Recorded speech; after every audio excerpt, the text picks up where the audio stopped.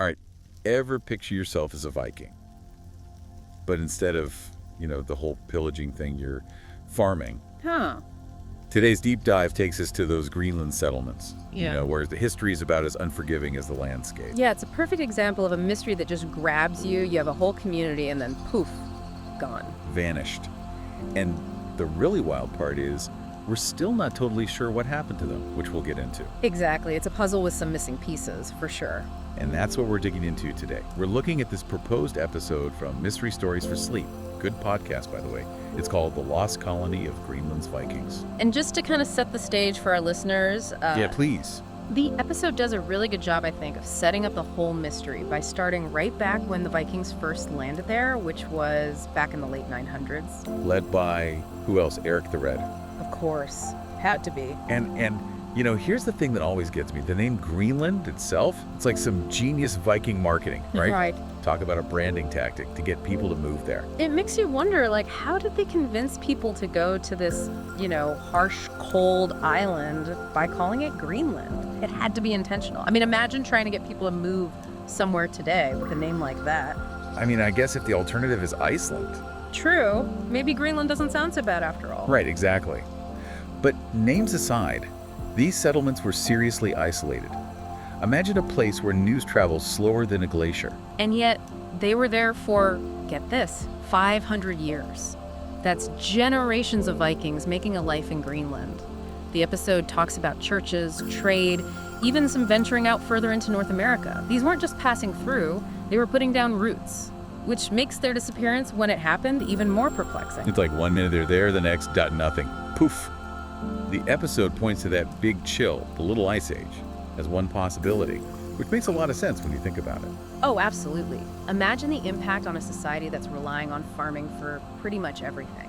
Temperatures plummet, growing seasons get shorter and shorter, and even the toughest crops are going to have a hard time. I think that's where the episode could have dug a little deeper, into the specifics of how the Vikings farmed and what they grew. Like, how did their methods differ from, say, the Inuit? They managed to thrive in the same harsh conditions. It's not just about the cold, it's about adaptability. Could the Vikings innovate, or were they stuck in their ways as the world around them changed? It's a good question, and we'll get into that. Because on top of everything else, the episode also mentions how trade routes with Europe were collapsing around the same time. Talk about adding insult to injury. It really highlights how dependent they might have been on those trade routes, What essential supplies were they getting from Europe? Because when that lifeline starts to fray, you're in a very precarious position. And suddenly you've got this picture of a society squeezed on one side by a changing climate and on the other by dwindling connections to the outside world. Not an enviable position to be in. It's like trying to, run a Viking farm-to-table restaurant when your longboat delivery service goes kaput. Perfect analogy. It really puts things into perspective. Total recipe for disaster. And like we were saying, as if the climate and the trade situation weren't bad enough, you've also got this other factor, the Inuit. Right. The episode mentions there might have been some, tension. Understandably, you have these two distinct groups, both trying to make it in this really challenging environment. Conflict is bound to happen. Makes sense. But what's interesting is the episode also touches on the idea that things might have been more, nuanced than just a straight-up clash of cultures. Absolutely. It's easy to get caught up in that us versus them narrative, but what often gets overlooked is the possibility of exchange, even integration. The episode mentions those Norse artifacts found alongside Inuit items. Right, that's what I'm saying. It's just something more complex was going on. Maybe even some level of cultural fusion. Exactly. It really throws a wrench into the whole vanishing act narrative, doesn't it? Right. It makes you wonder if maybe the Vikings didn't just disappear, but rather over time some of them assimilated into Inuit communities. I mean, it's a possibility, right? It really challenges our assumptions. Instead of a mass exodus or some catastrophic event, we might be looking at a much more gradual process of cultural blending, driven by necessity. And that's something the episode does really well. It explores those what-if scenarios. Which, speaking of what-ifs, in addition to everything else we've talked about, the climate, the trade routes, the Inuit the Alad episode also throws in some more, shall we say, speculative theories. Plagues, mysterious forces, even some hints of Norse mythology. It's like they threw everything at the wall to see what sticks. And to be fair, they do acknowledge that some of these are a bit, out there. Sure. But there's a reason they bring them up. It reminds us of just how much we don't know.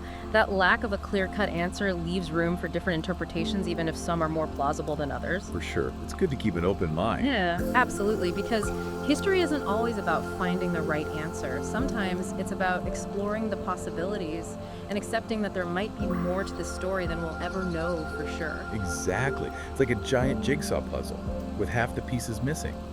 But that doesn't mean we can't still try to make sense of the pieces we do have, right? And that's where those more grounded theories come back into play. Like when the episode mentions evidence of malnutrition found in skeletal remains. Right, a sobering reminder that whatever else was happening, those everyday realities would have had a profound impact. Food scarcity, the struggle for survival, those are factors we can't ignore. It definitely adds a whole other layer to the mystery, doesn't it?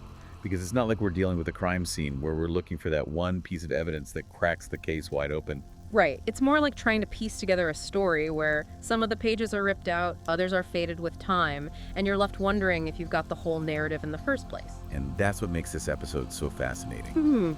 Because we're not just dealing with a mystery of what happened, but a mystery of what we don't know and might never know.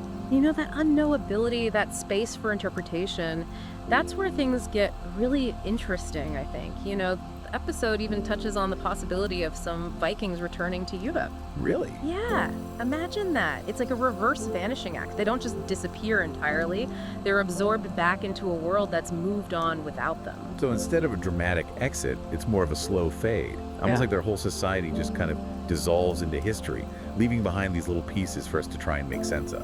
Exactly. It makes you think about all the ways that civilizations rise and fall and how sometimes those transitions are more gradual and less, dramatic than we might imagine. Absolutely.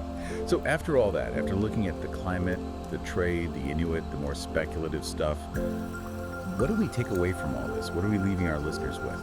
Well, I think this episode really drives home the point that there's no easy answer when it comes to the Greenland Vikings. It's probably a combination of factors, like we were talking about. The changing climate would have put a strain on their way of life, and then those shifting trade routes that would make them incredibly vulnerable. And then you add in the possibility of them integrating with the Inuit, which challenges our whole idea of what disappearing even means. Right. It really throws a wrench in our usual way of thinking about things. It's like maybe their story isn't so much about vanishing, but about adapting. Exactly. It's a good reminder that even those Vikings who were known for being tough and adaptable, even they weren't immune to the forces of change, whether it was the environment, the economy, or even their relationships with other cultures. It's a good reminder for all of us, really, that change is a constant. And how we adapt to those changes, well, that's what shapes our story. Absolutely. And sometimes those stories are full of mysteries that we may never fully solve. But that's part of what makes history so fascinating, right? Those unanswered questions keep us coming back for more. Couldn't have said it better myself. So as we wrap up our deep dive into the mystery of the Greenland Vikings, here's something to think about. What if their story isn't about disappearing at all, but about evolving in ways we're only just beginning to understand? And maybe, just maybe, their story can teach us something about how we can adapt and thrive in a world that's constantly changing. Thanks for joining us for this deep dive. Yeah, thanks for having me.